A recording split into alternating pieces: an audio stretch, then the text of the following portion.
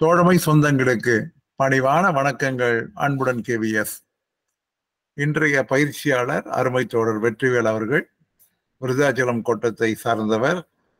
ஏற்கனவே volume 6 part 3 அவர் கலக்கிய அந்த பாடங்கள் எல்லாம் நீங்கள் மறந்திருக்க மாட்டீர்கள். நிச்சயமாக இப்பொழுது கூட அன்புடன் KVS யூடியூப் சேனலை நீங்கள் பார்க்கலாம். அவருக்கு இன்று ஒரு புதிய பாடமாக வால்யூம் 7 எடுக்க இருக்கின்றார். வால்யூம் 7 மிக குறிப்பிட்ட போர்ஷன் மட்டும்தான், நிறைய போர்ஷன் போஸ்ட்மேன் தேர்விற்கு கிடையாது.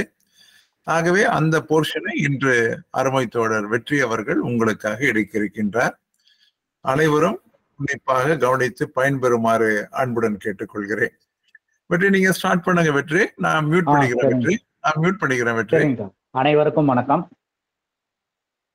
நம்ம இப்ப வால்யூம் 7 பத்தி பார்க்க போறோம். இந்த வால்யூம் 7 வந்து ஃபுல்லாவே வந்து எதை பத்தினா வந்து ரயில்வே மெயில் சர்வீஸை பத்தி தான், RMS பத்தி தான்.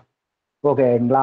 போஸ்ட்மேன் எக்ஸாமை பொறுத்த வரைக்கும், போஸ்ட்மேன் ஆர் மெயில் கார்டை பொறுத்த வரைக்கும் 13 ரூல் தான். இந்த 13 ரூல் ஸ்கிரீன்ல வந்து சேவ் பண்ணியிருக்கிறேன். நான் ஒரு ரூலையும் எடுத்துட்டு அதுல என்ன கேள்வி வரும்ட்டு நான் சொல்லிடுறேன், கேள்வி பதில் மாதிரியே. அதை பத்தி ஃபுல்லா எக்ஸ்பிளைன் பண்ணிட்டு கேள்வி பதில் மாதிரி சொல்லிடுறேன். ஸ்டாம்ப் அண்ட் சீல்ஸ்னா என்ன, போர்ட்ஃபோலியோ அண்ட் இட்ஸ் கண்டென்ட்ஸ்னா என்ன அப்படின்றத சொல்லிடுறேன். அதை வந்து உங்களுக்கு வந்து குரூப்லயும் வந்து கொஸ்டின் அண்ட் ஆன்சரா ஃப்ரேம் பண்ணி போட்டுடுறேன். ஓகேங்களா? இப்ப இந்த முதல்ல ஆர்எம்எஸ்னா என்ன, போஸ்டலுக்கும் RMSக்கும் என்ன வித்தியாசம் அப்படின்றத, ஏன்னா நம்மளுக்கு RMS பத்தி தெரியாமலே டைரக்டா வந்து stamps and seals, sorting mail office அப்படின்லாம் சொன்னா வந்து கொஞ்சம் குழப்பமா இருக்கும். நான் ஜஸ்ட் யூஸ் பண்ற அங்க ஜென்ரலா வந்து நம்ம போஸ்ட் ஆஃபீஸ்க்கும் அவங்களுக்கும் என்ன ஒற்றுமை அப்படின்றத சொல்லிடுறேன். இப்ப ஒரு ரீஜியன், ஒரு மண்டலம்னு இருந்தா எத்தனையோ டிவிஷன் இருக்கும். ஆனா ஒரு ரீஜியன்னா மேக்சிமம் பார்த்தீங்கன்னா வந்து ஒரு RMS டிவிஷன் தான் இருக்கும். புரியுதுங்களா? RMSனா ரயில்வே மெயில் சர்வீஸ். இப்ப சென்னை சிட்டி ரீஜன் எடுத்துக்கிட்டீங்கன்னா நார்த் இருக்கு, சென்ட்ரல் இருக்கு, சவுத் இருக்கு, செங்கல்பட்டு இருக்கு, எல்லாமே இருக்கு. இப்ப திருச்சி ரீஜியனை எடுத்துக்கிட்டீங்கன்னா, சென்ட்ரல் ரீஜனை எடுத்துக்கிட்டீங்கன்னா பாத்தீங்கன்னா உங்களுக்கு வந்து ஒரே ஒரு RMS தான், விழுப்புரம் RMS தான் நினைக்கிறேன். செங்கல்பட்டு அந்த எண்டுல இருந்து கரூர் வரைக்கும் போகும் அப்படின்னு நான் நினைக்கிறேன். அடுத்தது பாத்தீங்கன்னா SP, இங்க வந்து போஸ்ட் ஆஃபீஸை பொறுத்த வரைக்கும் SP SSPன்னு சொல்லுவாங்க, superintendent of post officer, senior superintendent of post officer. அங்க டிவிஷன் ஹெட் என்னன்னு சொல்லுவாங்கன்னா SRM, superintendent of railway mail service, senior superintendent of railway mail service அப்படின்னு வந்து சொல்லுவாங்க. அடுத்தது பாத்தீங்கன்னா இங்க வந்து சப்டிவிஷன் IP STIன்னு சொல்லுவாங்க, அங்க வந்து IRM, ஓகேங்களா, inspector of railway mail service அப்படின்னு சொல்லுவாங்க. அடுத்தது பாத்தீங்கன்னா இங்க போஸ்ட் ஆஃபீஸ்னு சொல்லுவாங்க, PO போஸ்ட் ஆஃபீஸ், எல்லாமே அதுல HO வரும், SO வரும், BO வரும். ஆனா வந்து இங்க பொறுத்த வரைக்கும் மெயில் ஆஃபீஸ்னு சொல்லுவாங்க, அதுல சார்ட்டிங் மெயில் ஆஃபீஸ் வரும், டிரான்சிட் மெயில் ஆஃபீஸ் வரும், டிரான்சிட் செக்ஷன் வரும். அவங்களும் ஒரு டேர்ம் வந்து சொல்லிப்பாங்க. நம்ம HO SO BOன்னு சொல்றோம்ல, HO பெரிய யூனிட்டு, SO வந்து சின்ன யூனிட்டு, BO அதோட சின்ன ஆஃபீஸ் அப்படின்னு சொல்றோம்ல. அடுத்தது பாத்தீங்கன்னா இங்க வந்து அக்கௌண்ட்ஸ் பிரான்ச் எல்லா ஹெட் ஆஃபீஸ்லயும் இருக்கும். அங்க அக்கௌண்ட்ஸ் பிரான்ச்ன்றது ஒன்லி வந்து ஹெட் ரெக்கார்ட் ஆஃபீஸ்ல மட்டும்தான் இருக்கும். அடுத்தது போஸ்ட் மாஸ்டர், இங்க வந்து நம்ம போஸ்ட் ஆஃபீஸை பொறுத்த வரைக்கும் போஸ்ட் மாஸ்டர்னு சொல்லுவாங்க. அங்க வந்து RMS பொறுத்த வரைக்கும் ஒரு மெயில் ஆஃபீஸ்ல யார் வந்து போஸ்ட் மாஸ்டருக்கு ஈக்குவலான ஆள்னா வந்து ஹெட் சார்ட்டிங் அசிஸ்டன்ட். நல்லா ஞாபகம் வச்சுக்கோங்க, ஹெட் சார்ட்டிங் அசிஸ்டன்ட். இதை நிறைய இடத்துல யூஸ் பண்ணுவேன். நீங்க அப்ப ஹெட் சார்ட்டிங் அசிஸ்டன்ட்னா குழம்பிடக்கூடாது. அவரும் போஸ்ட் மாஸ்டரும் வந்து போஸ்ட் மாஸ்டரோட கேடரை தான் அங்க வந்து ஹெட் சார்ட்டிங் அசிஸ்டன்ட் மெயில் ஆஃபீஸ்ல சொல்றாங்க அப்படின்னு புரிஞ்சுக்கணும். அதுக்கப்புறம் இங்க APM அசிஸ்டன்ட் போஸ்ட் மாஸ்டர்னு சொல்லுவாங்க. அங்க வந்து சூப்பர்வைசர் LHG சூப்பர்வைசர்னு சொல்லுவாங்க. நீங்க வந்து PA ஆப்ரேட்டிவ் ஒர்க்ல பொறுத்த வரைக்கும் போஸ்டல் அசிஸ்டன்ட்னு சொல்லுவாங்க. RMS பொறுத்த வரைக்கும் என்ன சொல்லுவாங்கன்னா வந்து சார்ட்டிங் அசிஸ்டன்ட்னு சொல்லுவாங்க. இப்ப நீங்க என்ன எக்ஸாம் எழுத போறீங்க? போஸ்ட்மேன் எக்ஸாம் எழுத போறீங்க. இங்க வந்து போஸ்ட்மேன் சொல்லுவாங்க, அங்க வந்து மெயில் கார்டுன்னு சொல்லுவாங்க. அடுத்தது இங்க வந்து போஸ்ட்மேனுக்கு அடுத்த கேடர், கீழ் கேடர்னா MTS. அங்க பாத்தீங்கன்னா மெயில் மேனு சொல்லுவாங்க. புரியுதுங்களா? இங்க GDSன்னு சொல்லுவாங்க, அங்க GDS மெயில் மேனு சொல்லுவாங்க. இப்ப உங்களுக்கு போஸ்டலுக்கும் RMSக்கும் என்ன ஈக்குவல் அப்படின்னு தெரிஞ்சிருக்கும். போஸ்ட் மாஸ்டர்னா ஹெட் சார்ட்டிங் அசிஸ்டன்ட், அதே மாதிரி வந்து postman equal to mail card. Starting assistant, postal assistant equal to starting assistant. சில இடத்துல வந்து ஸ்டார்டிங் அசிஸ்டன்ட்டை மெயில் ஏஜென்ட்னு சொல்லுவாங்க. புரியுதுங்களா? ஸ்டார்டிங் அசிஸ்டன்ட் ஸ்டார்டிங் அசிஸ்டன்ட்ன்றவரு இப்ப நானே வந்து பிஏவா இருக்கிறேன், நான் போய் டிவிஷன் ஆஃபீஸ்ல ஒர்க் பண்ணா ஓஏன்னு சொல்றாங்கல்ல, அந்த மாதிரி ஸ்டார்டிங் அசிஸ்டன்ட்டை வந்து மெயில் ஏஜென்ட்னு சொல்லுவாங்க. புரியுதுங்களா? இப்ப போஸ்டலுக்கும் ஆர்எம்எஸ்க்கும் உள்ள டிஃபரன்ஸ் என்ன, அதாவது வந்து ஈக்குவல், இங்க இருக்கிற கேடரி இங்க இருக்கிற கேடரி ஈக்குவல் என்ன அப்படின்றத நான் சொல்லியிருக்கிறேன். இப்ப டெசிக்னேஷன்ஸை சொல்லிட்டேன். அடுத்தது வந்து நம்மளுக்கு வந்து சில டேர்ம்ஸ் தெரிஞ்சாதான் நான் சொல்றக்குள்ள உங்களுக்கு புரியும். செக்ஷன், என்னடா செக்ஷன் சொல்றாங்க, ஏ செக்ஷனா பி செக்ஷனா சி செக்ஷனா ஸ்கூல்லன்னு சொல்றாங்கன்னு நினைச்சுக்காதீங்க. செக்ஷன்றது ஒன்றும் இல்லைங்க. இப்ப ட்ரெயின் இருக்கு, அதுல நம்மளுக்கு ஒரு கம்பார்ட்மெண்ட்டை ஒதுக்கிடுவாங்க, அது பேர் தான் வந்து செக்ஷன் சொல்லுவாங்க. புரியுதுங்களா? அந்த செக்ஷன் உள்ளார just it's a compartment. Section உள்ளார செட் ஆஃப் பீப்புள் ஒர்க் பண்ணுவாங்க. நம்மளோட யார் வந்து நம்மளோட ஸ்டாஃப்ஸ் வந்து ஒர்க் பண்ணுவாங்க. அதுதான் ஒரு 4 பேர் ஒர்க் பண்றாங்கன்னா அதை செட்டுன்னு சொல்லுவாங்க. புரியுதுங்களா? அந்த ட்ரெயின்ல இருக்கிற ஒரு பாக்ஸை வந்து நம்ம ஒரு கம்பார்ட்மெண்ட்டை நம்மளுக்காக வந்து ஒதுக்கிடுவாங்க. அதை நம்ம டேர்ம்ல சொல்ல போனா செக்ஷன் சொல்லுவோம். அது உள்ளார வந்து செட்டு, ஒரு செட்டா வேலை செய்வாங்க. ஒருத்தவன் 8 மணி நேரம்னா 13 மணி நேரம் வேலை செய்ய முடியுமா? ஒரு செட்டு வந்து முடிஞ்ச உடனே அடுத்த செட்டு வந்து ஏறுவாங்க. புரியுதுங்களா? இததான் செட்டுன்னு சொல்லுவாங்க. இப்ப செக்ஷன்னா என்னன்னு சொல்லிட்டேன், செட்டுனா என்னன்னு சொல்லிட்டேன். அடுத்தது பாத்தீங்கன்னா வந்து மெயில் ஆபீஸ். மெயில் ஆபீஸ்ல என்ன நடக்கும்னா, இப்ப இந்த செக்ஷன்னா வந்து அந்த ரயில்வே கம்பார்ட்மெண்ட்னு சொல்லியிருக்கேன்ல, அதுல வந்து செட் ஆஃப் பீப்புள் செட் வந்து ஒர்க் பண்ணுவாங்க. அவங்களோட ஒர்க் என்னன்னு, இந்த மெயில் ஆபீஸ்ல பேக் கட்டி கொடுப்பாங்கல்ல, அந்த பேக்கை என்ன பண்ணுவாங்கன்னா ஒரு ஸ்டேஷன்லயும் வந்து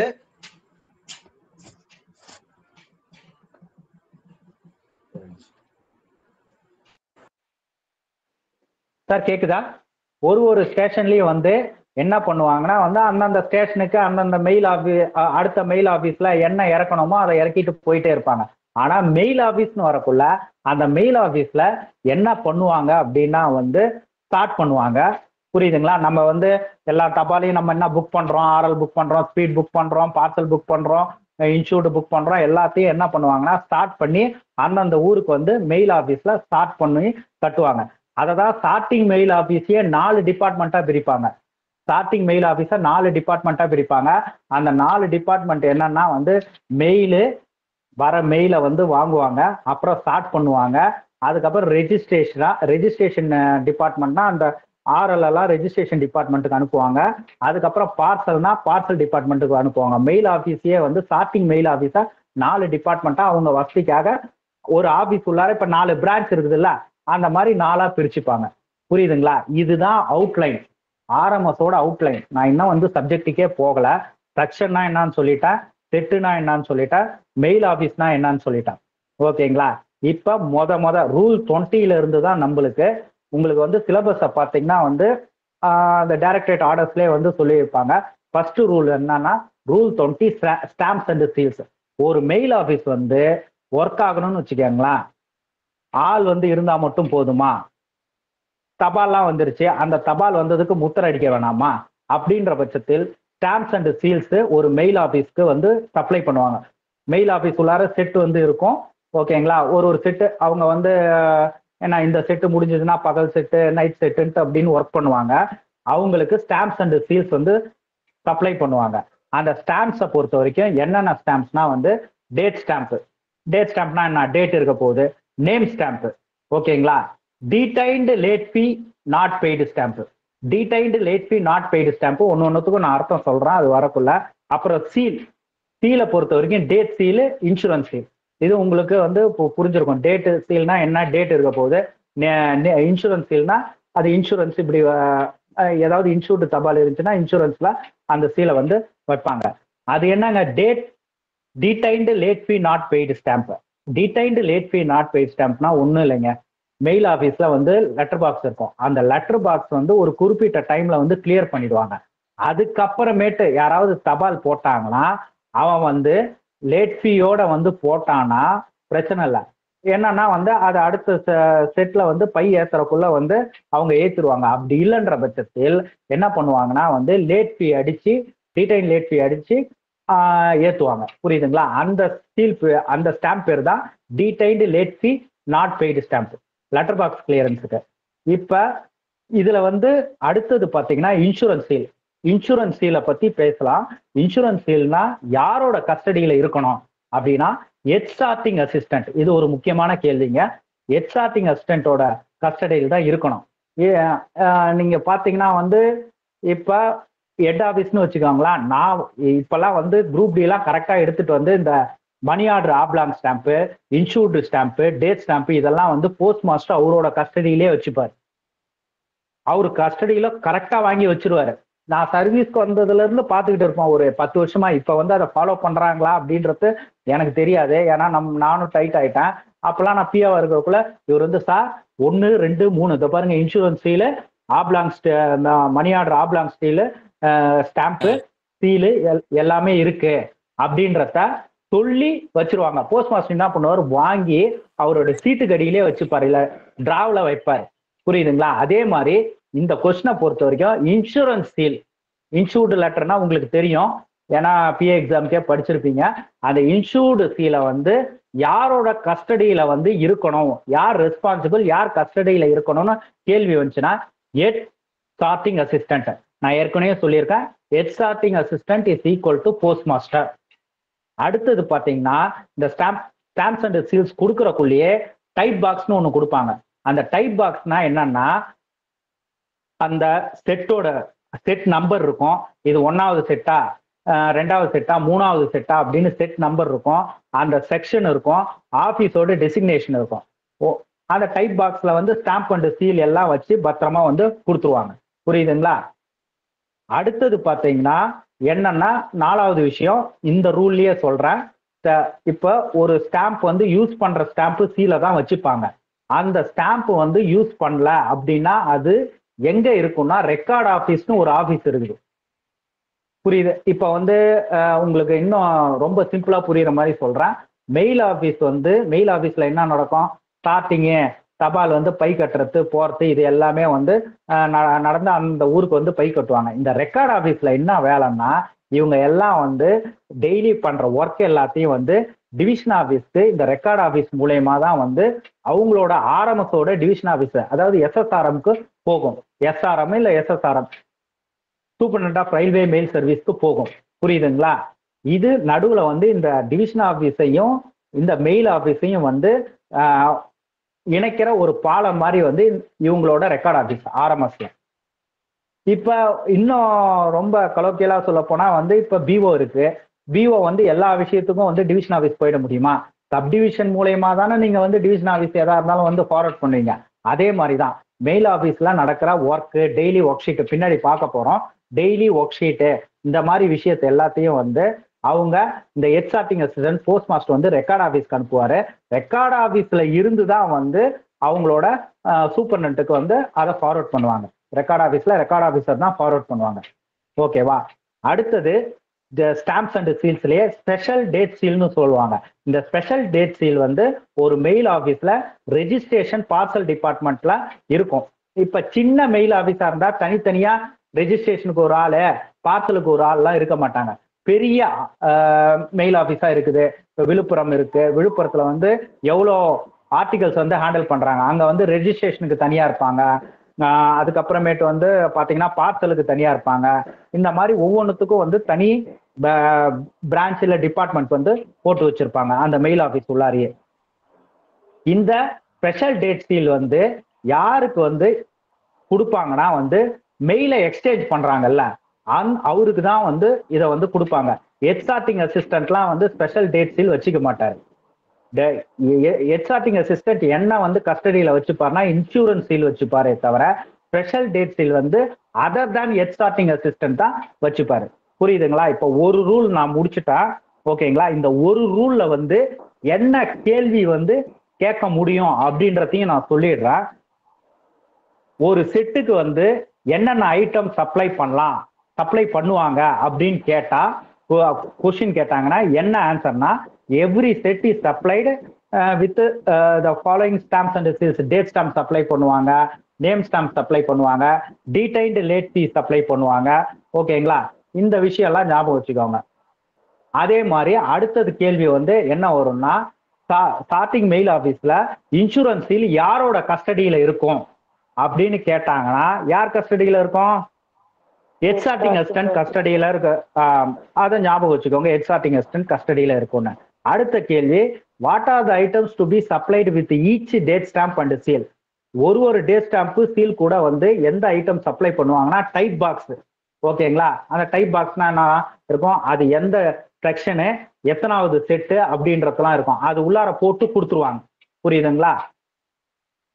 அதே மாதிரி 5வது கேள்வின்னு பார்த்தீங்கன்னா, ஸ்பெஷல் டேட்ஸ் சீல் வந்து யாருக்கு வந்து கொடுப்பாங்கன்னா வந்து ரெஜிஸ்ட்ரேஷன் அண்ட் பார்சல் டிபார்ட்மெண்ட்டுக்கு கொடுப்பாங்க. அது வந்து எக்ஸாட்டிங் அசிஸ்டன்ட். எக்ஸாட்டிங் அசிஸ்டண்ட்டை தவிர்த்து வேற யாருக்காவது அந்த வந்து ஸ்பெஷல் டேட்ஸ்னா அவங்க தான் ஹேண்டில் பண்ணுவாங்க. எக்ஸாட்டிங் அசிஸ்டன்ட் வந்து ஹேண்டில் பண்ண மாட்டாங்க. இப்போ கேள்வி என்ன கேட்பாங்க? ஸ்பெஷல் டேட் சீல் வந்து எக்ஸாட்டிங் அசிஸ்டன்ட் வந்து ஹேண்டில் பண்ணலாமா? True, false, none of the above, not known ஏதாவது ஒன்று கொடுக்குறாங்கன்னு வச்சுக்கோங்களா, பார்த்தீங்கன்னா வந்து அவர் வந்து ஹேண்டில் பண்ணக்கூடாது. அப்போ வந்து ஃபால்ஸ்ன்னு தான் அர்த்தம். ஜஸ்ட் உங்களுக்கு நானா வந்து ஒரு கேள்வியை ஃப்ரேம் பண்ணி சொல்கிறேன். இவ்வளோதாங்க.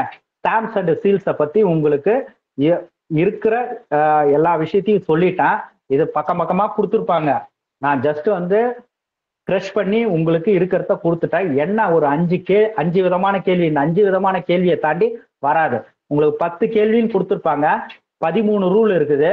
ஒரு ரூலுக்கு ஒரு கேள்வி ஈஸியாக தான் கேட்பாங்க. அப்படி கேட்டாங்கன்ற பட்சத்தில் அதையும் நான் சொல்லிட்டேன். இப்போ ஸ்டாம்ப்ஸ் அண்ட் சீல்ஸை பற்றி புரிஞ்சிருக்கோம். அடுத்தது பார்த்தீங்கன்னா portfolio and its contents. Next rule வந்து ஒரு நிமிஷம். Portfolio and its contents. Portfolio and its கண்டென்ட்ஸ்னா ஒன்றும் இல்லைங்க. ஒரு செக்ஷனு, அந்த செக்ஷன்ல இருக்கிற செட்டு வந்து ஒர்க் பண்ணணும்னா வெறும் ஆள் மட்டும் போனா வந்து வேலை செஞ்சிட முடியுமா? முடியாது. அவங்களுக்கு ஒரு போர்ட்ஃபோலியோ பண்ணியிருக்காங்க. இதெல்லாம் இருந்தாதான் வந்து வேலை செய்ய முடியும் அப்படின்ட்டு.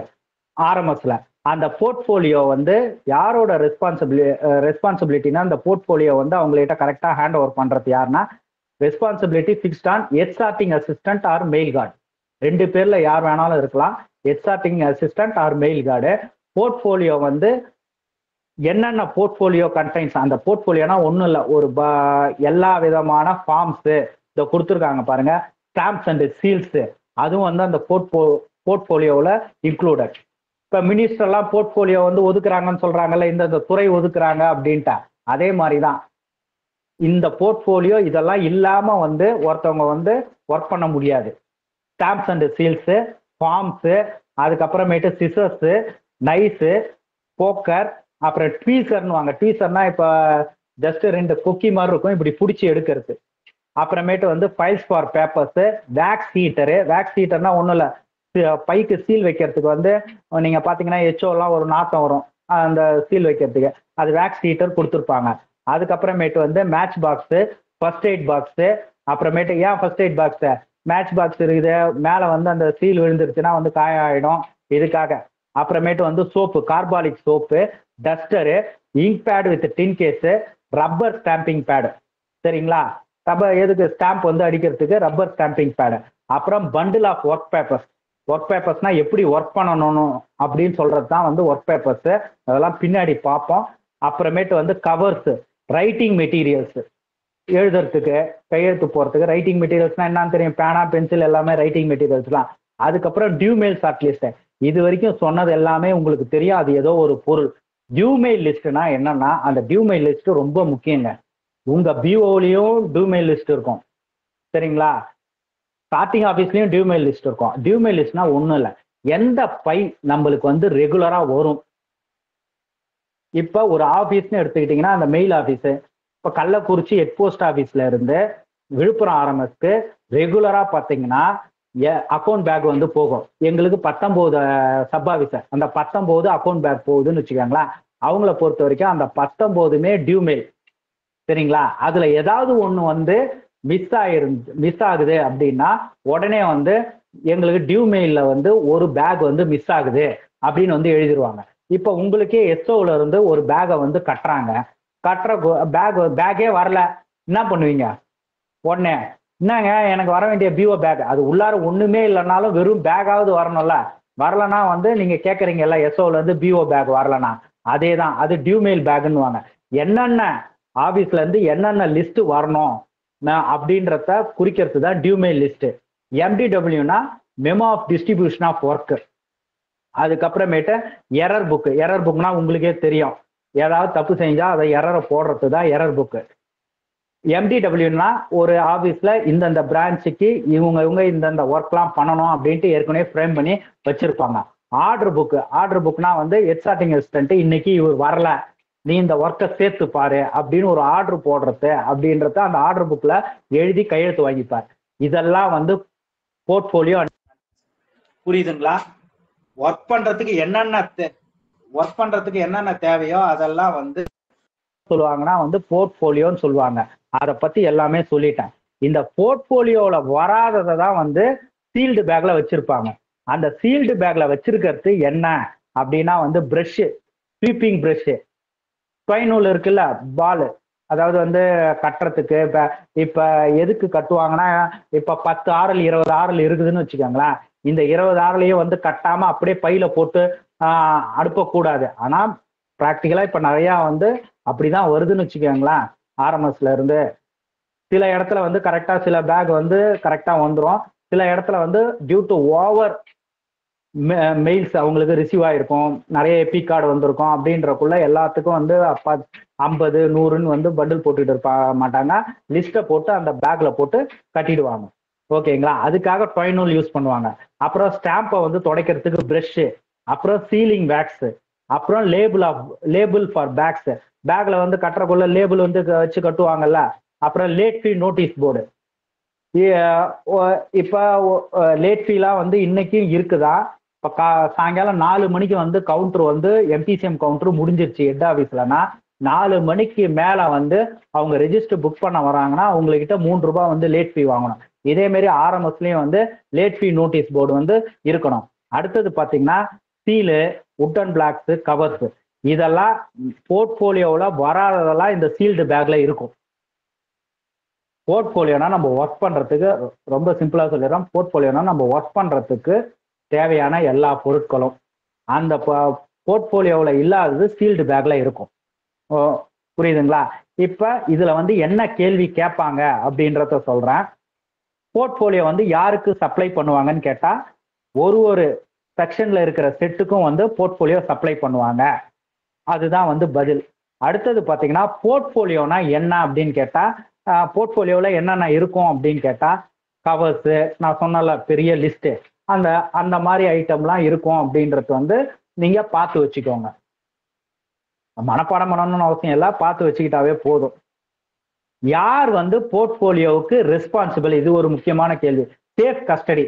இப்ப இதெல்லாம் இருக்குது, ஒர்க்கு வந்து இவரை கொடுத்து வாங்கி வச்சுப்பாங்க. அப்படின்ற பட்சத்தில் அதை வந்து பத்திரமா வச்சிருக்கக்கூடிய சேஃப் கஸ்டோடியன் யாருன்னு கேட்டா, எக்ஸாட்டிங் அசிஸ்டன்ட் அல்லது மெயில் கார்டு பார் மெயில் கார்டு. அடுத்தது பாத்தீங்கன்னா சீல்டு பேக்ல வந்து என்னென்ன இருக்கும் அப்படின்னு வந்து ஒரு கேள்வி கேட்கறாங்கன்னு வச்சுக்கோங்களேன். அந்த கேள்விக்கு என்ன பதில்னா, சீல்டு பேக்ல என்னென்ன இருக்கும்னு ஏற்கனவே சொல்லியிருக்கேன். டொய்னூலு, பிரஷ், ஸ்டாம்ப் பிரஷ், இதெல்லாம் இருக்கும் அப்படின்றது தான்.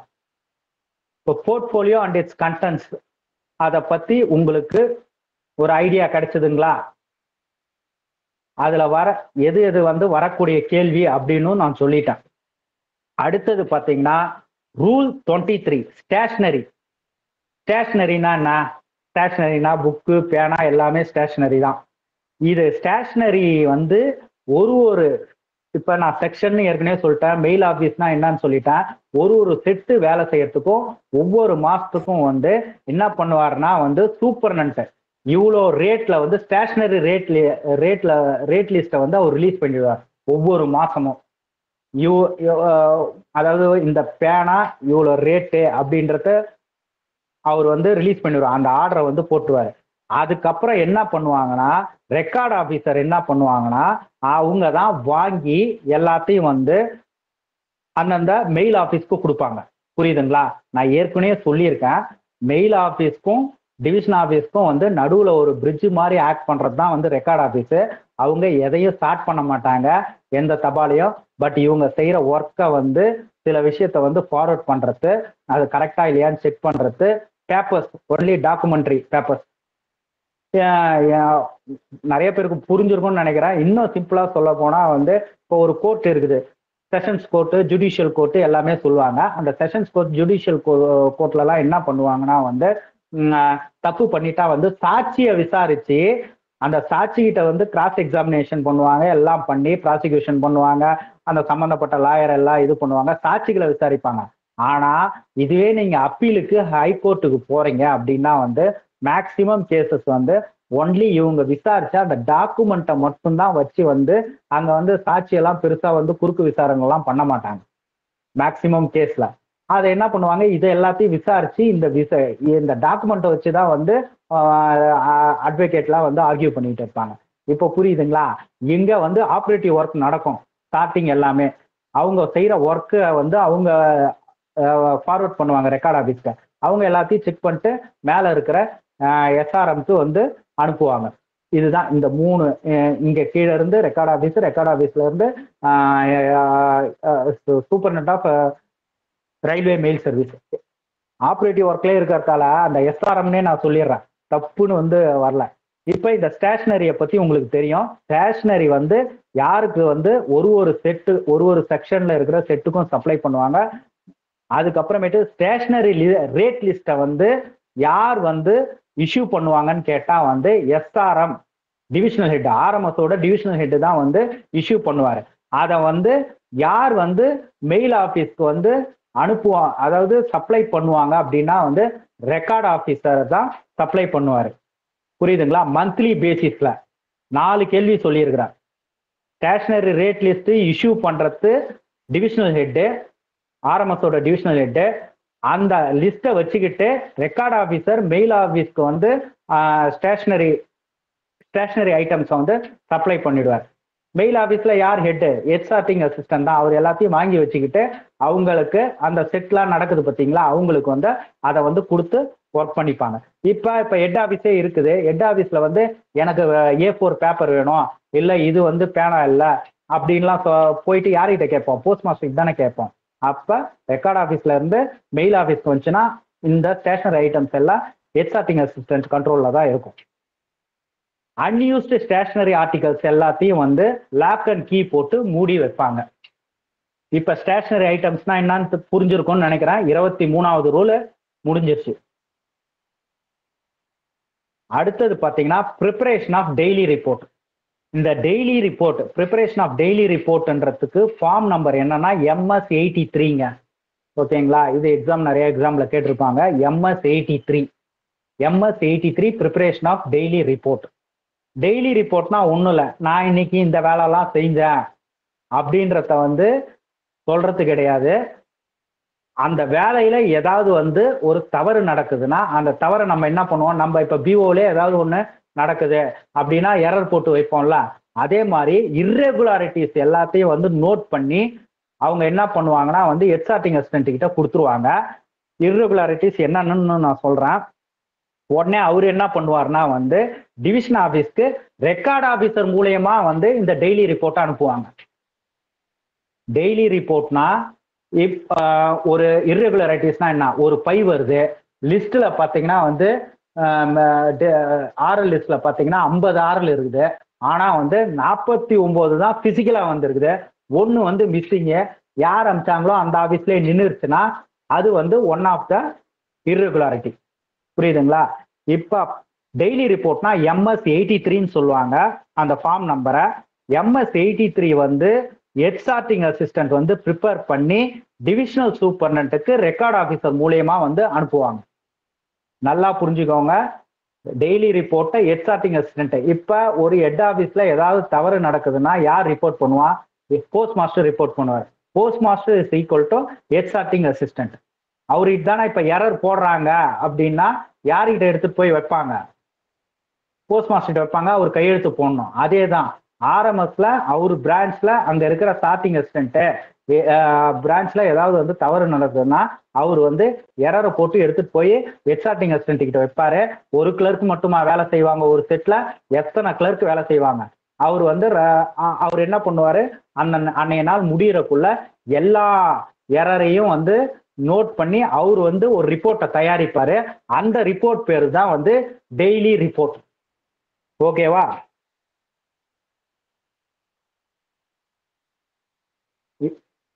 சம் இம்பார்ட்டன்ட் இர்ரெகுலாரிட்டிஸ் என்னன்னு நான் சொல்றேன். மெயில் கேரியர்னா என்ன, மெயிலை வந்து எடுத்துட்டு வந்து கொடுக்குறவரு, அதுக்காக அவர் திடீர்னு வந்து வரல, லீவு, மெயிலை வந்து ரிசீவ் பண்றதுக்கு இல்ல டெலிவரி மெயிலை திருப்பி இங்க மெயில் ஆபீஸ்ல இருந்து எடுத்துட்டு வந்து போய் செக்ஷனுக்கு கொடுக்கறதுக்கு இல்ல செக்ஷன்ல இருந்து எடுத்துட்டு வந்து மெயில் ஆபீஸ்க்கு கொடுக்கறதுக்கு ஆள் இல்லைன்னா அது ஒன் ஆஃப் த இர்ரெகுலாரிட்டிஸ். அப்புறம் பேக் வந்து ரிசீவ் ஆகல அப்படின்னா அதுவும் ஒரு ஒன் ஆஃப் த இர்ரெகுலாரிட்டிஸ்.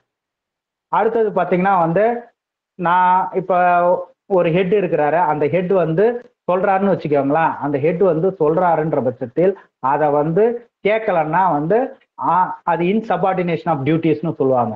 அப்ப அதுவும் ஒரு இர்ரெகுலாரிட்டிஸ். புரியுதுங்களா? இதெல்லாம் இர்ரெகுலாரிட்டிஸ்ல வரும். பேக் வரலனாலும் டியூ மெயில் வரலனாலும் அது வந்து இர்ரெகுலாரிட்டிஸ் தான். அதே மாதிரி register articles, insured parcels, insured bag, இதுல ஏதாவது வந்து தவறு நடந்திருந்தாலும் அது வந்து இர்ரெகுலாரிட்டிஸ் தான். இதுவே வந்து பெரிய மெயில் ஆபீஸா இருக்குது, ஒரு 50 பேர் வந்து ஒரு இதுக்காக சொல்றேன், புரிஞ்சுக்கிறதுக்காக சொல்றேன், 50 பேர் இருக்கிறாங்க அப்படின்னா 50 ஸ்டார்டிங் அசிஸ்டன்ட் இருக்கிறாங்கன்னா எல்லாரும் போய் ஹெட் ஸ்டார்டிங் அசிஸ்டன்ட்டை போயிட்டு இதான் இந்த எரர்லாம் இருக்கு அப்படின்ட்டு அவர்கிட்ட வச்சுட்டு அவரெல்லாம் வந்து எல்லாத்தையும் வந்து கம்பைல் பண்ண முடியுமா? அப்ப என்னன்னா ஒரு இத்தனை பேருக்குன்னு வந்து ஒரு சூப்பர்வைசர் இருப்பாங்க, எல்ஹெச்ஜி சூப்பர்வைசர். சரிங்களா? எல்ஹெச்னா லோயர் செலக்ஷன் கிரேட்னு சொல்லுவாங்க. அந்த மெயில் ஆஃபீஸ்லயும் வந்து எல்ஹெச்ஜி சூப்பர்வைசர் இருப்பாங்க. இப்ப ஹெச்ஓஏ எடுத்துக்கிட்டீங்கன்னா 4 கவுண்டர் இருக்கும், ஒரு ஏபிஎம் இருக்கிறாங்க, பின்னாடி தானே போஸ்ட் மாஸ்டர் இருப்பாரு. அதே மாதிரிதான் இவங்க என்ன பண்ணுவாங்க, அவங்க பிரான்ச்ல நடக்கிற அந்த இர்ரெகுலாரிட்டிஸ் எல்லாம் வந்து ரஃப் நோட் புக்ல இவங்க நோட் பண்ணது எல்லாத்தையும் கம்பைல் பண்ணி கொடுப்பாங்க. இதே மாதிரி 4 எல்ஹெச்ஜி சூப்பர்வைசர் இருந்தாங்கன்னா இந்த 4 எல்ஹெச்ஜி சூப்பர்வைசரும் கம்பைல் பண்ணி எடுத்துக்கிட்டு போய் ஹெட் ஸ்டார்டிங் அசிஸ்டன்ட் கிட்ட கொடுத்தாங்கன்னா அவர் என்ன பண்ணுவாரு, அதை கம்பைல் பண்ணி டிவிஷன் ஆபீஸ்க்கு ரெக்கார்ட் ஆபீசர் மூலியமா அனுப்புவார். நல்லா புரிஞ்சுக்கோங்க, mail office head starting assistant வந்து ரெக்கார்ட் ஆபீசருக்கு அனுப்புவாரு. ரெக்கார்ட் ஆபீசர் தான் வந்து யாருக்கு அனுப்புவாங்கன்னா வந்து டிவிஷனல் ஹெட் எஸ்ஆர்எம்க்கு அனுப்புவாங்க, இல்ல எஸ்எஸ்ஆர்எம்க்கு அனுப்புவாங்க. அடுத்தது பாத்தீங்கன்னா ஸ்பீட் போஸ்ட் சென்டர் கேள்விப்பட்டிருப்பீங்க. 24/7 ஸ்பீட் போஸ்ட் எல்லாத்தையும் வந்து பண்றது. அங்க இருக்கிற சூப்பர்வைசர் வந்து இந்த கேள்வி கூட வரும். அங்க இருக்கிற supervisor of speed post centre வந்து டெய்லி ரிப்போர்ட்டை யார் ப்ரிப்பேர் பண்ணுவாங்க அப்படின்னு கேட்டா ஸ்பீட் போஸ்ட் சென்டர்ல சூப்பர்வைசர் ஸ்பீட் போஸ்ட் சென்டர். ஓகேவா? அவர் வந்து யாருகிட்ட வந்து கொடுப்பாரு அப்படின்னு கேட்டா மேனேஜர் ஸ்பீட் போஸ்ட் சென்டருக்கு கொடுப்பாரு. அவர் தான் வந்து ஃபார்வர்ட் பண்ணுவாரு. ஓகேவா? இப்ப டெய்லி ரிப்போர்ட்னா உங்களுக்கு என்னன்னு புரிஞ்சிருக்கும். அடுத்தது மெயில் அப்ஸ்ட்ராக்ட். இருந்த கேள்வியும் நான் சொல்லிட்டேன், புரியுதுங்களா? ஃபார்ம் நம்பர் என்ன சரிங்களா? டெய்லி ரிப்போர்ட்டை யார் வந்து ப்ரிப்பேர் பண்ணுவா, யாருக்கு வந்து அனுப்புவாங்க, யார் மூலயமா அனுப்புவாங்க அப்படின்றது தான் வந்து கேள்வி. ஞாபகம் வச்சுக்கோங்க. இது ஏன் திருப்பி திருப்பி சொல்றேன்னா வால்யூம் 7லாம் வந்து நம்ம ஒர்க் பண்ணாதது, மற்றதெல்லாம் வந்து மற்றதெல்லாம் நம்ம ஒர்க் பண்றத ஒரு தாட்டி சொன்னாவே நம்ம டெய்லி ஒர்க் பண்றதால வந்து ஞாபகம் வந்துடும். மெயில் அப்ஸ்ட்ராக்ட் வந்து 2 ஃபார்ம் சொல்லுவாங்க. ஒன்று வந்து M42 ஃபார் டிரான்சிட் செக்ஷன், M43ன்னுவாங்க. இன்னொன்று வந்து அது ஃபார் மெயில் ஆஃபீஸர். டிரான்சிட் செக்ஷன்னா என்ன? ஒன்றும் இல்லை. டிரான்சிட் செக்ஷன்னா ட்ரெயின் வந்து மூவ் ஆகுதா, அந்த செக்ஷன் வந்து டிரான்சிட் ஆகிட்டே இருக்கும், அதுதான் டிரான்சிட் செக்ஷன் சொல்லுவாங்க. மெயில் ஆஃபீஸ் தான் ஏற்கனவே சொல்லியிருக்கேன், ஸ்டார்டிங்னா வர பையெல்லாம் உடைச்சு ஸ்டார்டிங் நடக்கும். இங்க வந்து மெயின்டைன் பண்றது தான் மெயில் அப்ஸ்ட்ராக்ட். அப்ஸ்ட்ராக்ட்னா என்ன உங்க எல்லாருக்குமே தெரியும், என்ன வருது என்ன போகுது, புரியுதுங்களா? எதுக்காக இருந்தாலும் ஒரு கணக்கு இருக்கணும், அதை தான் நம்ம அப்ஸ்ட்ராக்ட்னு சொல்லுவோம். இந்த அப்ஸ்ட்ராக்டையே 2 விதமா பிரிப்பாங்க, ஒன்று மெயிலுக்கு, இன்னொன்று வந்து பேக்குக்கு. மெயில் அப்ஸ்ட்ராக்ட் 2 பார்ட்டா பிரிப்பாங்க. மெயில்னா என்ன? ஆர்எல், ஸ்பீடு, அதுக்கப்புறமேட்டு வந்து பார்சலு, இதெல்லாம் மெயில்ல வரும். பேக்னா என்னன்னா ஆர்எல் பேகு, ஸ்பீட் பேகு. நீங்க எத்தனை பேக் உள்ளார வந்ததுன்றதுக்கும் அவங்க வந்து கணக்கு வச்சிருப்பாங்க. இது என்ன பண்ணுவாங்க, இவ்வளோ பேக் வந்துச்சு, இவ்வளோ பேக் டிஸ்பேச் ஆச்சு, கீழே வந்து கூட்டுறக்குள்ள எல்லாமே வந்து டேலி ஆகணும். அதே மாதிரி இவ்வளோ ஆர்எல் வந்துச்சு, நான் இவ்வளவு ஆர்ல ஸ்டார்ட் பண்ணி இப்போ 100 ஆர்எல் வருது.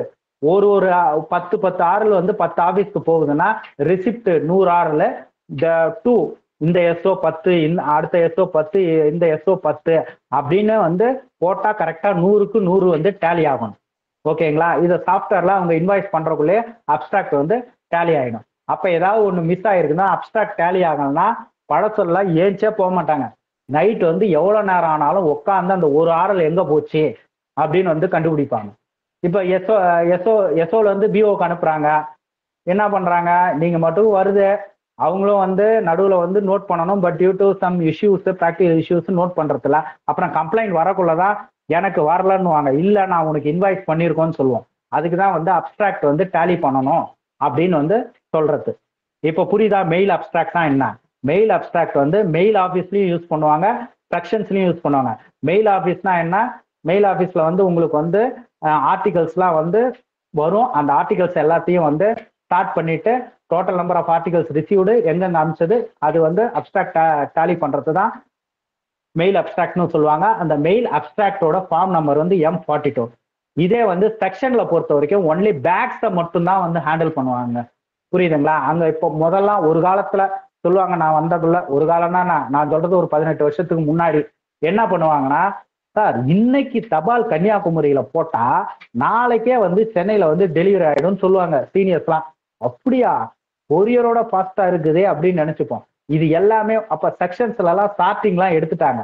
இப்ப பொறுத்த வரைக்கும் ஒன்லி வந்து பேகை தான், இந்த ஸ்டேஷன்ல வந்து இந்த பேகை இறக்கணும், ஓகேங்களா, இந்த மெயில் ஆபீஸ்ல இந்த பேகை இறக்கணும் அப்படின்ட்டு இறக்கிடுவாங்க. இப்ப மெயில் பேக்குக்கும், அதாவது மெயில் அப்ஸ்ட்ராக்ட்னா என்னன்னு தெரியும் உங்களுக்கு. மெயில் அப்ஸ்ட்ராக்டுக்கு யூஸ் பண்ற ஃபார்ம் வந்து 43, டிரான்சிட் செக்ஷனுக்கு யூஸ் பண்ற ஃபார்ம் வந்து 42. நீங்க வந்து நான் சொல்றத ஞாபகம் வச்சுக்கோங்க, நான் கேள்வி பதிலே போடுறேன். இந்த மெயில் அப்ஸ்ட்ராக்டை வந்து ரெண்டு பார்ட்டா பிரிப்பாங்க, ஒரு மெயிலுக்காகவும் ஒன்னு பேக்குக்காகவும். அடுத்தது பாத்தீங்கன்னா மெயில் அப்ஸ்ட்ராக்ட் அது மட்டும் வந்து பண்ண மாட்டாங்க. என்னென்ன மெயில் வந்து டியூ மெயில் வந்து எது வரணும், எது எது வந்திருக்குது, எது ஓப்பன் ஆயிருக்குது அப்படின்றதெல்லாம் மெயில் அப்ஸ்ட்ராக்டை பார்த்தாவே வந்து தெரியும். சப்போஸ் எம்டி பேக்கும் வந்து வரும். புரியுதுங்களா? இப்ப நிறைய வந்து ஒரு ஹெச்ஓல வந்து புக் பண்ண போறோம் அப்படின்னா பேக் கேட்போம், எனக்கு வந்து பேக்கெட் பேக் கட்டி அனுப்புங்க, எம்டி பேக் அனுப்புங்கன்னா அனுப்புவாங்க. நிறைய இடத்துல பாத்தீங்கன்னா பேக் ஷார்ட் ஆயிடும். ஏன் பேக் ஷார்ட் ஆகுதுன்னா பேக் அக்கௌண்ட் பேலன்ஸ்னு ஒன்று மெயின்டைன் பண்ணுவாங்க. இதெல்லாம் இந்த ரூல்ல கிடையாது, சொல்றேன் நான். அதனாலதான் எஸ்ஓல ஒரு எஸ்ஓலையும் பேக் அக்கௌண்ட் பேலன்ஸ்னு. இப்ப நம்ம எஸ்பி அக்கௌண்ட்டுக்கு அக்கௌண்ட் பேலன்ஸ் வந்து என்னன்றத நம்ம பாக்குறோம்ல, அதே மாதிரி ஒவ்வொரு பேக்குக்கும் வந்து எவ்வளவு காஸ்ட் வந்து டிபார்ட்மெண்ட் வந்து செலவு பண்ணுது. அதனால பேக் பேலன்ஸ் ரிப்போர்ட்னு வந்து எஸ்ஓல வந்து மெயின்டைன் பண்ணணும். இந்த எஸ்ஓ பிஓவோட யூனிட் எல்லாத்தையும் யூனிட் பேக் ஆஃபீஸ்னு சொல்லுவாங்க. எஸ்ஓனா சப் ஆஃபீஸ், ஹெச்ஓ, பிஓ, இது எல்லாம் உங்களுக்கு பை வருது பை போகுது இல்ல, இவங்க பேக் பேலன்ஸ் மெயின்டைன் பண்ணிட்டே இருப்பாங்க. அதுக்கப்புறம் அடுத்தது இந்த யூனிட் பேக் ஆஃபீஸ்க்கு மேல இருக்கிற ஆஃபீஸ் பேர் தான் வந்து டிஸ்ட்ரிக்ட் பேக் ஆஃபீஸ். அது யாருன்னா வந்து ஆர்எம்எஸ். புரியுதுங்களா? ஆர்எம்எஸ்ல வந்து டிஸ்ட்ரிக்ட் பேக் ஆஃபீஸ்னு வாங்க. அதுக்கப்புறமேட்டு வந்து சர்க்கிள் பேக் ஆஃபீஸ்னு சொல்லுவாங்க. சர்க்கிள்ல வந்து அவங்க இந்த 2 ஆஃபீஸ்க்கு மூலமா தான் வந்து பேக் வந்து நம்மளுக்கு தேவைன்னா ஆர்எம்எஸ்க்கு எழுதுவோம், பை வரும். அதே மாதிரி வந்து அவங்க எங்கெங்க பேக் வந்து ஹெல்டப் ஆயிருக்குதுன்னு அவங்க பேக் பேலன்ஸ் வச்சு கரெக்டா கண்டுபிடிச்சிருவாங்க. டிஸ்ட்ரிக்ட் பேக் ஆஃபீஸ் தான் ஆர்எம்எஸ்னு சொல்லுவாங்க. அதுக்கப்புறம் சர்க்கிள் பேக் ஆஃபீஸ் வந்து நம்ம சர்க்கிள் ஆஃபீஸ். அதுக்கப்புறம் சென்ட்ரல் பேக் ஆஃபீஸ்னு இருக்குது டைரக்டரேட்ல. அவங்களோட வேலை என்னன்னா எவ்வளவு வந்து ப்ரொக்யூர்மெண்ட் தேவைப்படுதோ சர்க்கிள்ல இருக்கிற சர்க்கிள் பேக் ஆஃபீஸ் மூலயமா எல்லா டீடைல்ஸையும் 23 சர்க்கிளுக்கும் வாங்கி அவங்க வந்து ப்ரொக்யூர்மெண்ட் வந்து ஆர்டர் போடுவாங்க. புரியுதுங்களா? ஒரு விஷயத்துக்கும் தெளிவான ரூல் இருக்குதுங்க. சும்மா பை கணக்கு நம்ம வந்து இருக்கிற ஒர்க் லோட்ல வந்து எதையும் கணக்கு பாக்குறது இல்ல, பை எல்லாத்தையும். இப்ப மெயில் அப்ஸ்ட்ராக்ட பத்தி உங்களுக்கு தெரிஞ்சிருக்கும். அடுத்த ரூல் பாத்தீங்கன்னா exchange of mails. Exchange of மெயில்ஸ்னா என்ன? மெயிலை எக்ஸ்சேஞ்ச் பண்றது தான் exchange of mails. Exchange of மெயில்ஸ்னா மெயிலை எக்ஸ்சேஞ்ச் பண்றது தான் எக்ஸ்சேஞ்ச் ஆஃப் மெயில்ஸ். சரி, அப்படியே வந்து அனாமத்தா வந்து எல்லா ஆபீஸ்ல இருந்தும் வந்து மெயிலை வந்து அவங்க கட்டலாம். கட்டிட்டு மெயில் அனுப்பிச்சாங்கன்னா அப்படியே எக்ஸ்சேஞ்ச் பண்ணிக்கலாமா? ஈச் அண்ட் எவ்ரி எப்படி வந்து மெயிலை வந்து வாங்கணும், சரியா, யார் யார் தான் வாங்கணும், யாருக்கெல்லாம் ரெஸ்பான்சிபிலிட்டி இருக்கு, ஓகேங்களா, யார் வந்து மெயில் எக்ஸ்சேஞ்சுக்கு ஆத்தரைஸ் பண்ணியிருக்காங்க அப்படின்றத பத்தி பார்க்கலாம். மெயில் வந்து எக்ஸ்சேஞ்ச் பண்ணணும்னா டியூ மெயில் லிஸ்ட், ஒரு செக்ஷனுக்கும் வந்து டியூ மெயில் லிஸ்ட் கொடுத்துருப்பாங்க. நான் ஏற்கனவே சொல்லியிருக்கேன் டியூ மெயில் லிஸ்ட்னா என்னன்ட்டு. ஒரு மெயில் ஆஃபீஸ்க்கும் எங்க வந்து அவங்க வந்து மெயிலை வந்து எக்ஸ்சேஞ்ச் பண்ணணும், மெயிலை ரிசீவ் பண்ணணும், எந்த நேரத்துல வந்து டிஸ்பேட்ச் பண்ணணும், இது எல்லாமே என்னென்ன மெயிலை வந்து டிஸ்பேட்ச் பண்ணணும் அப்படின்றத தெளிவா சொல்லியிருப்பாங்க. அது பேர் தான் வந்து டியூ மெயில் லிஸ்ட், சரிங்களா. எல்லாமே டைமிங்ஸோட இருக்கும். நீங்க என்னைக்காவது எஸ்ஓ போனீங்கன்னா எஸ்ஓல வந்து டியூ மெயில் லிஸ்ட் இருக்குதா, due mail starting list, due mail list இருக்குதான்னு கேளுங்களா. நீங்க உங்க பிஓக்கு என்னைக்கு வந்து எந்த டைமுக்கு பை கட்டணும், நீங்க எந்த டைமுக்கு வந்து ரிசீவ் பண்ணணும், நீங்க எந்த டைமுக்கு அனுப்பணும், அவங்களுக்கு எந்த டைமுக்கு வந்து வரணும், எல்லாமே வந்து ப்ரீ பிளான்டா வந்து அந்தந்த டிவிஷன் ஆஃபீஸ் சூப்பர்டென்ட் வந்து போட்டிருப்பாங்க. அவங்களுக்கு ஆர்எம்எஸ்ல இருந்து இல்லை ஹெச்ஓல இருந்து பேக் வருதுல்ல, அதுக்கு தகுந்த மாதிரி கரெக்டா கால்குலேட் பண்ணி போட்டிருப்பாங்க. ஒரு பழசெல்லாம் வந்து இன்ஸ்பெக்ஷன் வந்து வராங்க, இப்போ ஒரு 15-16 வருஷத்துக்கு முன்னாடி வர மாதிரினா டியூ மெயில் லிஸ்ட் எல்லாம் பார்க்கவே மாட்டாங்க. என்ன தெரியுமா பண்ணுவாங்க, ஏஎஸ்பி இப்போ எஸ்பிஎம்மா ஒர்க் பண்றப்பல வந்துருவார், காலையிலே கரெக்ட் டைமுக்கு வந்துருவாங்க. உட்கார்ந்த உடனே அந்த பேக்கர் கிட்ட கேட்பாங்க. என்ன கேட்பாங்கன்னா வந்து கையில வந்து டியூ மெயில் லிஸ்ட்டை வச்சுப்பாங்க, டிஎம்எஸ் வச்சுக்கிட்டு கேட்பாங்க, எத்தனை மணிக்குப்பா பை வருது அப்படின்னுவாங்க. சார் இத்தனை மணிக்கு பஸ்ல பை. வெற்றி ஒரு நிமிஷம் வெற்றி, நான் கொஞ்சம் வெளில போறேன் சிஎஸோட, கொஞ்சம் நீங்க முடிச்சு நீங்களே க்ளோஸ் பண்ணிடுங்க சிஎஸ். சரிங்க தலைவர், சரிங்க தலைவர், நீங்களே க்ளோஸ் பண்ணிடுங்க. நான் கடைசி வரைக்கும் இருக்க முடியல, கொஞ்சம் வெளில போக வேண்டியது இருக்கு. ஓகே ஓகே தலைவர், okay thank you. Sorry for this.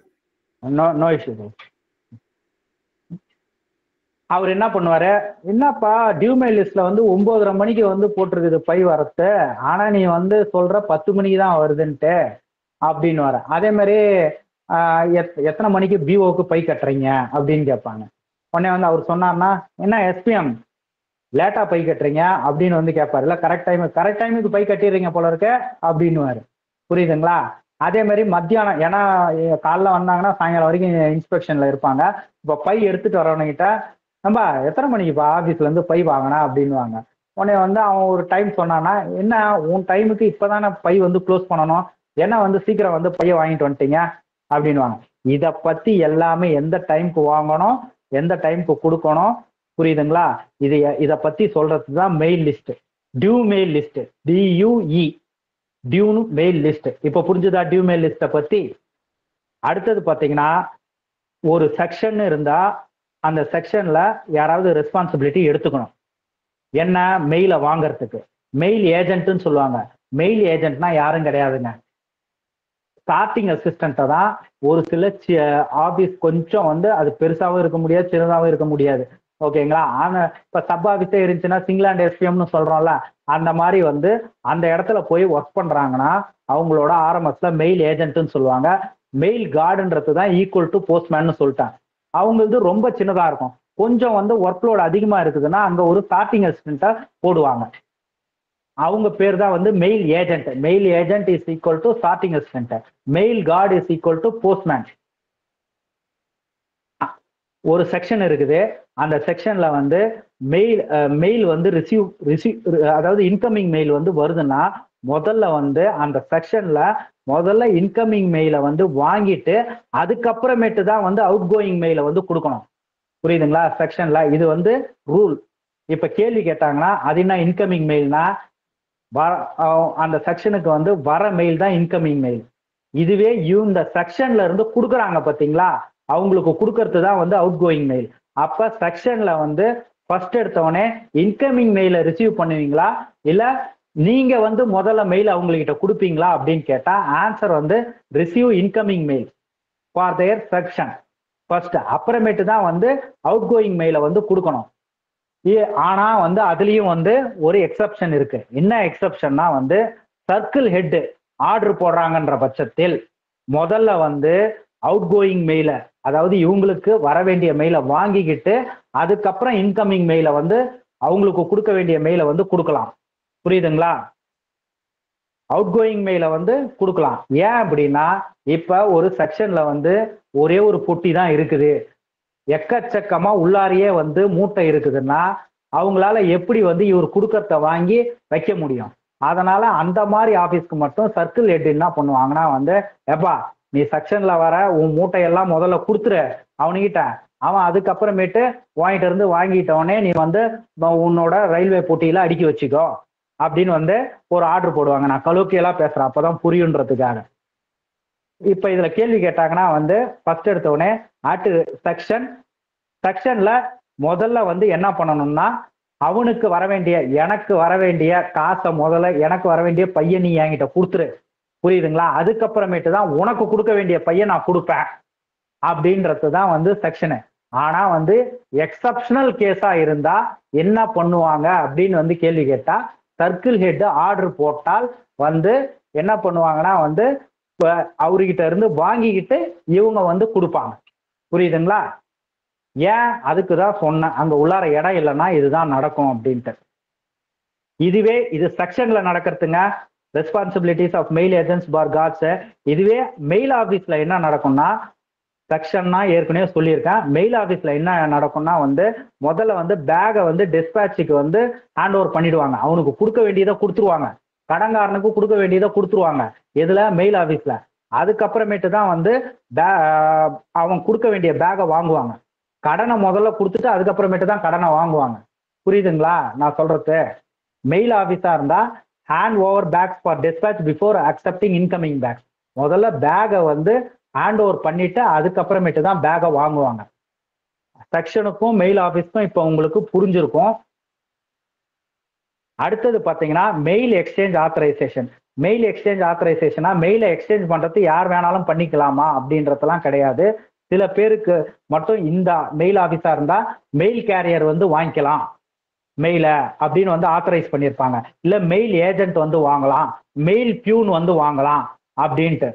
இது அதே மாதிரி இந்த மெயில் எக்ஸ்சேஞ்ச் ஆத்தரைசேஷன் யாருக்கு கொடுத்துருக்காங்களோ இதுதான் முக்கியமான கேள்வி. அவங்க வந்து அந்த செக்ஷன் உள்ளார, அந்த வேன் உள்ளார, இல்ல ட்ரெயின் உள்ளார, அந்த பாக்ஸ் உள்ளார என்டர் ஆகக்கூடாது, புரியுதுங்களா?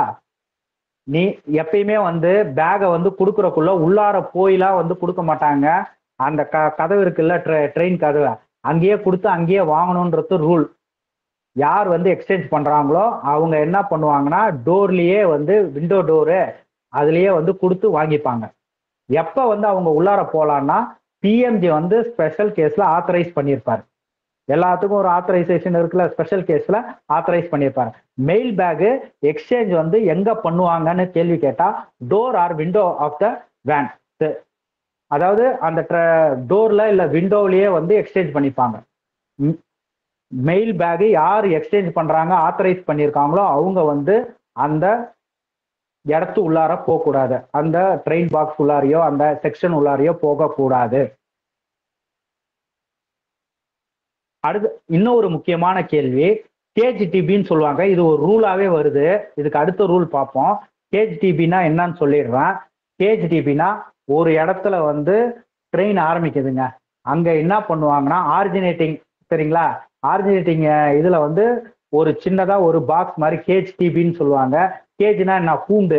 அந்த பாக்ஸ் உள்ளார ஒரு பேக் வந்து முக்கியமான பேக், அது என்னன்னா வந்து ரொம்ப முக்கியமான பேகை வந்து போட்டுட்டு லாக் பண்ணிடுவாங்க.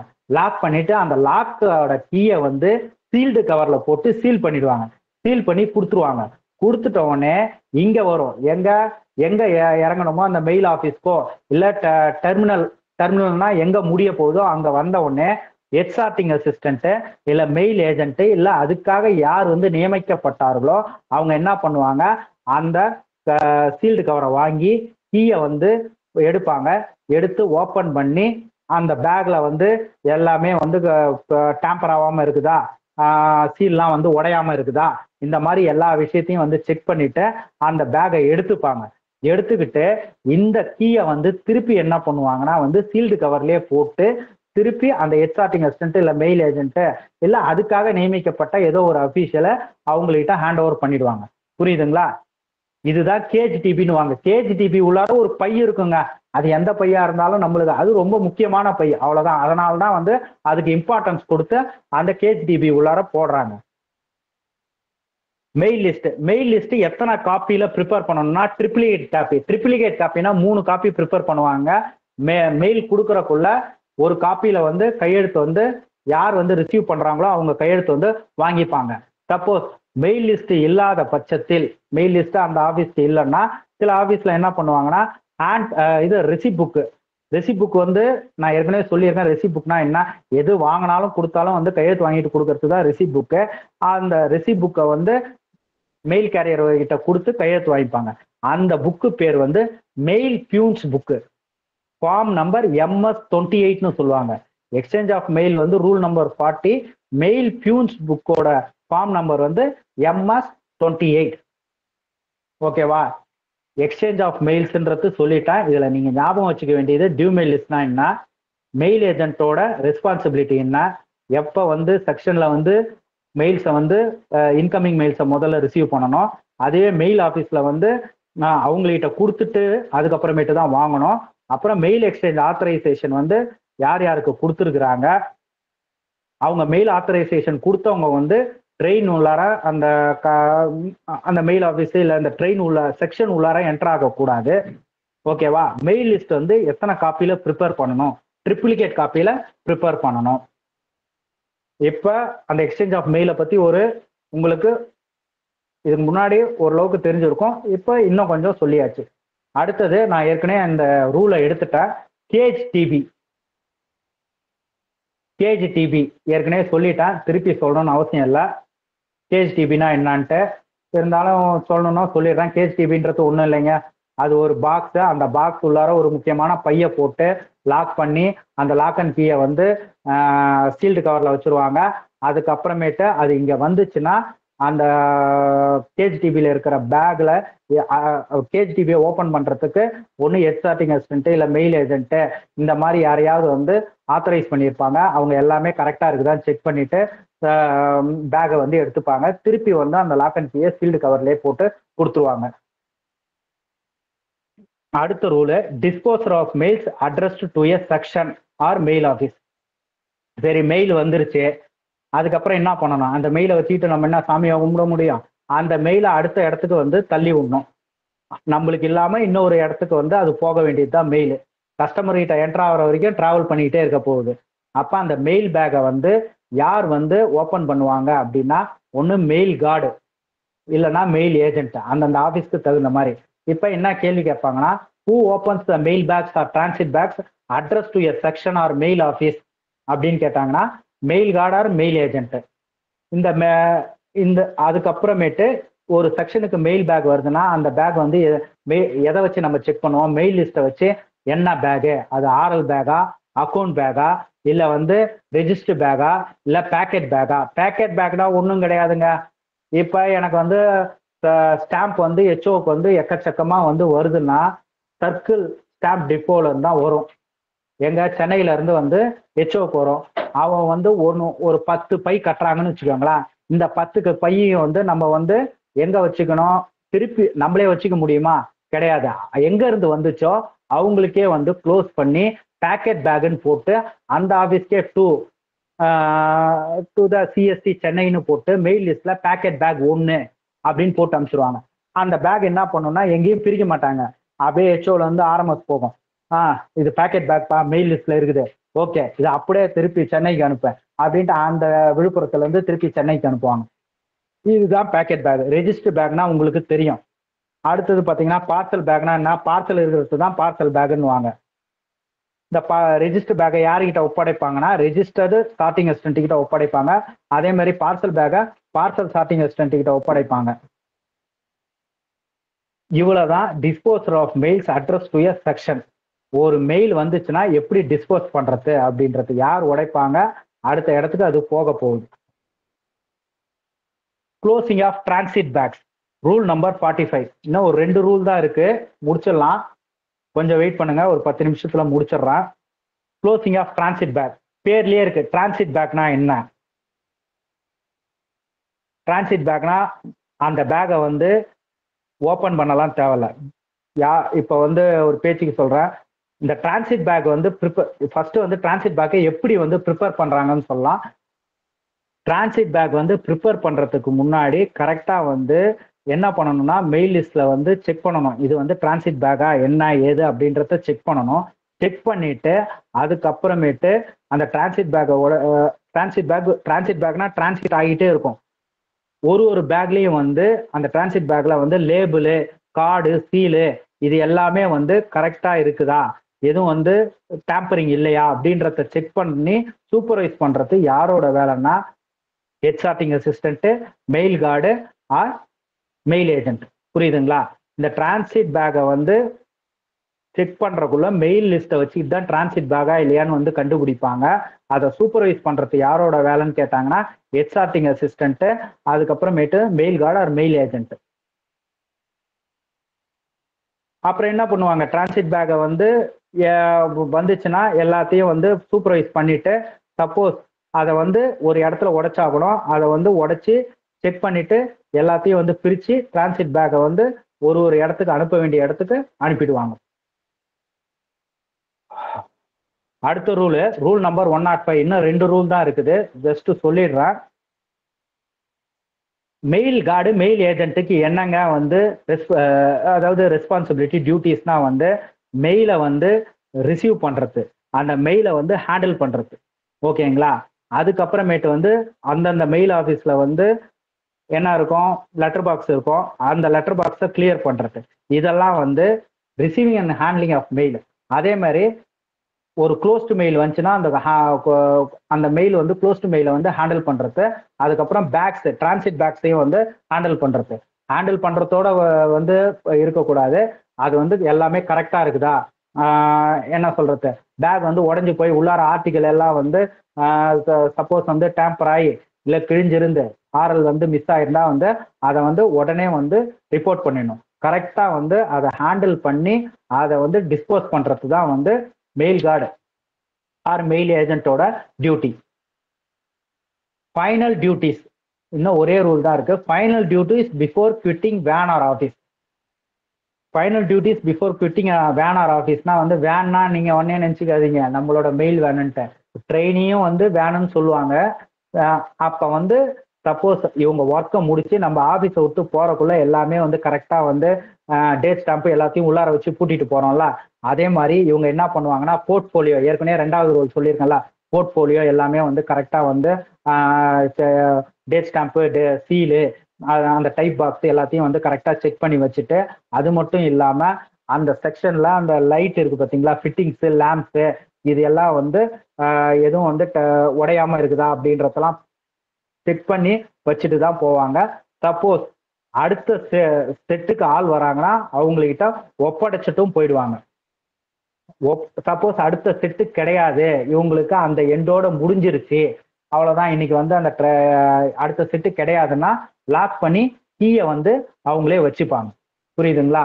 இதுதான் duties before quitting van or office அப்படின்னு சொல்லுவாங்க. Rule number 115. ஆஃபீஸ் ரூமை பத்திரமா வந்து லாக் அண்ட் கீ பண்ணி வைக்கணும், இதெல்லாம் தான் டியூட்டிஸ். அடுத்தது கடைசி ரூலுங்க, ஏ ஆர்டர் பி ஆர்டர் அப்படின்வாங்க. ஏ ஆர்டர்னா இது முக்கியமான கொஸ்டின். நான் ஒன்றுத்துக்கும் டெய்லி வந்து ஒரு ரூலுக்கு வந்து 5 கேள்வி போடுறேன், உங்களுக்கு அதுலேயே வந்து எல்லாமே கவர் ஆயிடும். சரிங்களா? நான் சொன்னதை வந்து ஞாபகம் வச்சுக்கோங்க, அங்கே படிக்கிறக்குள்ள புரியறதுக்காக தான் வந்து இப்பயே நான் கிளாஸை வந்து எடுத்துடுறேன் ஃபுல்லாகவே.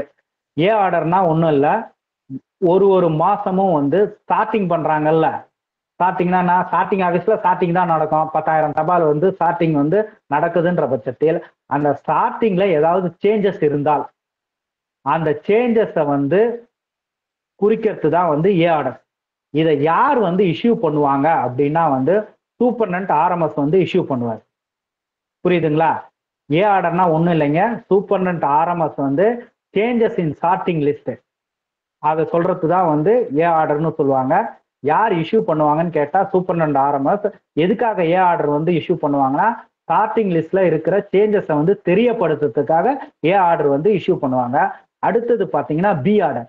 பி ஆர்டர்னா ஒன்றும் இல்லை, இந்த சேஞ்சஸ் இன் சார்ட்டிங் லிஸ்ட்டை தவிர்த்து மற்றபடி நீ வந்து இந்த மாதிரி ஒர்க் பண்ணணும், மற்ற எல்லா ஆர்டர்ஸ் சர்க்குலர்ஸ் எல்லாத்தையும் வந்து அனுப்புறது தான் வந்து பி ஆர்டர்னு சொல்லுவாங்க. இதையும் வந்து சூப்பர்டென்ட் ஆர்எம்எஸ் தான் வந்து இஷ்யூ பண்ணுவாரு. சரிங்களா? இது எதுக்காகனா வந்து சப்பார்டினேட் வந்து ஒரு அவங்களுக்கு வந்து அவங்களோட டியூட்டி பர்ஃபார்ம் பண்றதுக்கு ஒரு கைட் பண்றதுக்காக போடுறது தான் பி ஆர்டர். ஏ ஆர்டர்னா ஸ்டார்டிங் லிஸ்ட் சேஞ்சஸ், பி ஆர்டர்னா வந்து கைட் பண்றதுக்கு, யாரு சப்பார்டினேட்ஸ் வந்து ஒர்க் பண்றத கைட் பண்றதுக்காக. இப்ப நம்மளுக்கு வந்து சர்க்குலர் வரும்ல, இந்த மாதிரி ஒர்க் பண்ணுங்க, இந்த அக்கௌண்ட்டை பிடிங்க, இந்த மாதிரி எஸ்பி ஆர்டர் வந்திருக்கு, இது எல்லாத்தையும் வந்து அவங்க இதுல பார்க்க போனா பி ஆர்டர்னு சொல்லுவாங்க. ரொம்ப சிம்பிள். ஸ்டார்டிங் லிஸ்ட் சேஞ்சஸை தவிர மற்றதெல்லாம் வந்து கவர் ஆகிறது பி ஆர்டர். அடுத்தது ஒரு ஆர்டர் சொல்லுவாங்க, டிபி ஆர்டர்னு சொல்லுவாங்க. அந்த டிபி ஆர்டர்னா ஒன்றும் கிடையாதுங்க, யாராவது வந்து ஹை அஃபிஷியல்ஸ் வந்து டூர்ல இருந்தாங்கன்னா அவங்களுக்கு கேம்ப் பேக் போகும். அந்த பேக்ல வந்து முக்கியமான டாக்குமெண்ட்ஸ் ஃபைல்லாம் பார்ப்பாங்க. புரியுதுங்களா? பெரிய பெரிய ஆஃபீஸர்ஸ் இவங்க. அந்த பேக் வந்து எந்த ரூட் மூலயமா இப்படிலாம் போய் அவங்க கையில சேரணும்னு வந்து சொல்றது தான் டிபி ஆர்டர். டிபி இருக்கு பாருங்க, டிபி ஆர்டர்னு சொல்லுவாங்க. ஏ ஆர்டர் சொல்லிட்டேன், பி ஆர்டர் சொல்லிட்டேன், டிபி ஆர்டரும் சொல்லிட்டேன். இந்த பி ஆர்டரை பொறுத்த வரைக்கும் சூப்பர்டென்ட் வந்து யாருக்கு அனுப்புவார்னா ரெக்கார்ட் ஆஃபீஸருக்கு அனுப்புவாரு. ரெக்கார்ட் ஆஃபீஸர் தான் வந்து மெயில் ஆஃபீஸ்க்கு அனுப்புவாங்க. புரியுதுங்களா? அடுத்தது பார்த்தீங்கன்னா இந்த பி ஆர்டரை பொறுத்த வரைக்கும் வந்து போன உடனே மெயில் ஆஃபீஸ்க்கு போன உடனே ரெக்கார்ட் ஆஃபீஸர் தான் அனுப்புறாரு. மெயில் ஆஃபீஸ்க்கு போன உடனே அதை வந்து கைடன்ஸ் புக்ல one of the starting assistant எல்லாத்தையும் வந்து எழுதி வச்சுப்பாரு. இந்த பி ஆர்டர்ல ஏதாவது வந்து தவறு நடக்குது, எரர்ல ஒமிஷன் வருதுன்னா வந்து அதை வந்து யாரோட ரெஸ்பான்சிபிலிட்டி, இந்த record officer is responsibility for any error R omission இந்த கைடன்ஸ் புக். பி ஆர்டர் வருதுங்க, வந்த உடனே என்ன பண்றாங்க, ஸ்டார்டிங் அசிஸ்டன்ட் வந்து அது எல்லாத்தையும் கைடன்ஸ் புக்னா பேர்லயே இருக்குது, கைட் பண்ற புக்கு. அந்த புக்ல எல்லாத்தையும் எழுதி வைக்கிறாங்க. அதுல ஏதாவது வந்து தப்பா எழுதி வைக்கிறாங்கன்னா அதுக்கு பொறுப்பு யாருன்னு கேட்டா வந்து ரெக்கார்ட் ஆஃபீஸர். இப்ப நான் பி ஆர்டரை பத்தி பேசிக்கிட்டு இருக்கிறேன். அதே மாதிரி கரெக்ஷன்ஸ் ஏதாவது வந்து இருக்குது அப்படின்னா என்ன பண்ணுவார்னா ரெக்கார்ட் ஆஃபீஸர் வந்து அந்த கைடன்ஸ் புக்ல கேன்சல்டுன்னு போட்டுருவாரு. கைடன்ஸ் புக் பி ஆர்டரை பார்த்து காப்பி அடிக்கிறாங்கல்ல கைடன்ஸ் புக், அந்த கைடன்ஸ் புக்ல யார் வந்து கேன்சல்டுன்னு போடுவார்னா ரெக்கார்ட் ஆஃபீஸர் போடுவாங்க.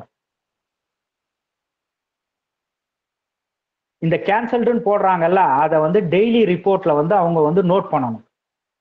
இவ்வளவுதான் ரூல்ஸ். சரிங்களா? மொத்தம் 13 ரூல் தான். நான் இதை சொல்லிட்டேன். டெய்லி வந்து ஒரு ரூல்ல இருந்தும் வந்து இந்த 13 ரூல்ல இருந்து 5 கேள்வி போடுறேன். ஓகேங்களா? அதை மட்டும் நீங்க படிச்சுக்கோங்க. போன தாட்டி நான் பிஏ வால்யூம் 6 பார்ட் 3 எடுக்கிறக்குள்ளேயும் வந்து இதுல இருக்கிறவங்க இருந்தீங்கன்னா உங்களுக்கு தெரியும். அப்ப அந்த 4 கேள்வியோ 3 கேள்வியோ வந்துச்சு. அப்படியே நாங்க சொன்னதுதான் வந்து டிட்டோவா வந்துச்சு. நான் சொன்னதுன்னு இல்லை, அது ரூல்ல இருக்குது. இதெல்லாம் வந்து ஒர்க் பண்றதுக்குள்ள ரொம்ப முக்கியம் அப்படின்றதுக்குள்ள இதை நம்ம கதையா சொல்றதுக்குள்ள வால்யூம் வந்து நீங்க அப்படியே வந்து படிச்சீங்கன்னா வந்து வலிக்கும் தான் மண்டை. இந்த மாதிரி இப்போ ஜஸ்ட் கதையா படிச்சுட்டு கொஸ்டின் அட்டன் பண்றதுக்குள்ள நீங்க வந்து ஞாபகம் வச்சுட்டு அட்டன் பண்ணணும். எல்லா குரூப்லயும் போடுவாங்க கொஸ்டின். சரிங்களா? அவரு மகாராஜா நான் போட்டேன்னா இல்ல தலைவர் வந்து ஃபார்வர்ட் பண்ணுவாரு. ஓகேங்களா? நன்றி. Volume 7 over. நீங்க வேணும்னா வந்து இந்த வால்யூம் 7 வந்து படிச்சுக்கோங்க. நன்றி சார். Thank you sir. ரொம்ப கிளியரா தேங்க்யூ சார். Thank you sir.